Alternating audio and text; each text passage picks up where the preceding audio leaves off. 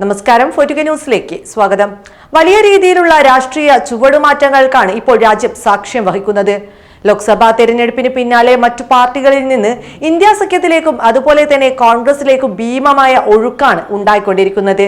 തെരഞ്ഞെടുപ്പിന് മുൻപും ഇന്ത്യ സഖ്യത്തിന് ശക്തി പകരാൻ വലിയ തോതിൽ നേതാക്കൾ എത്തിയിരുന്നു. കോൺഗ്രസിന്റെ ആശയങ്ങളെയും സാധാരണക്കാരോടുള്ള സമീപനങ്ങളും ജനാധിപത്യത്തെ സംരക്ഷിക്കാനുള്ള ദൃഢനിശ്ചയവും തുടങ്ങിയവയൊക്കെയാണ് പ്രധാനമായും മറ്റു നേതാക്കളെ ഇന്ത്യ സഖ്യത്തിലേക്ക് എത്തിക്കുന്നത് എന്നത് മറ്റൊരു വസ്തുതയാണ്. എന്നാൽ ലോക്സഭാ തെരഞ്ഞെടുപ്പിന് ശേഷം BRSൽ നിന്ന് കോൺഗ്രസിലേക്കുള്ള ഒഴുക്കായിരുന്നു കൂടുതൽ എടുത്തു പറയേണ്ട കാര്യം. നേതാക്കളുടെ കൊഴിഞ്ഞുപോക്ക് തടയാൻ കഴിയാതെ നിസ്സഹായാവസ്ഥയിലാണ് ചന്ദ്രശേഖര റാവുവും BRS നേതൃത്വവും. അങ്ങനെയിരിക്കെ ഇതാ വീണ്ടും ഒരു MLA കൂടി കോൺഗ്രസിലേക്ക് ചേരാൻ പോകുന്നു എന്ന വാർത്തകളാണ് പുറത്തുവരുന്നത്. രാജേന്ദ്രനഗറിൽ നിന്നുള്ള BRS MLA ടി പ്രകാശ് ഗൌഡയാണ് കോൺഗ്രസിൽ ചേരുന്നത്.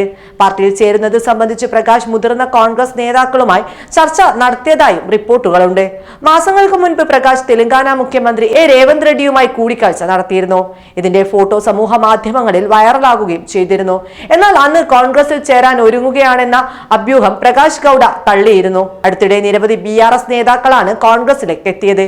ഇന്ത്യ സഖ്യത്തിന് ശക്തമായ പിന്തുണ നൽകാൻ കഴിയും വിധത്തിൽ കോൺഗ്രസിൽ അംഗബലം കൂടുന്നത് BJPയെ വെള്ളം കുടിപ്പിക്കുകയാണ് ഇപ്പോൾ. മാത്രമല്ല BRSൽ നിന്നുള്ള അടിക്കടിയുള്ള ഈ കൊഴിഞ്ഞുപോക്ക് ചന്ദ്രശേഖര റാവുവിനും വളരെ അസ്വസ്ഥത ഉണ്ടാക്കുന്നതാണ്. അതോടൊപ്പം BRSൽ നിന്ന് ഇനിയും കൊഴിഞ്ഞുപോക്കുകൾ തുടരും എന്നുള്ള റിപ്പോർട്ടുകളും പുറത്തു വരുന്നുണ്ട്.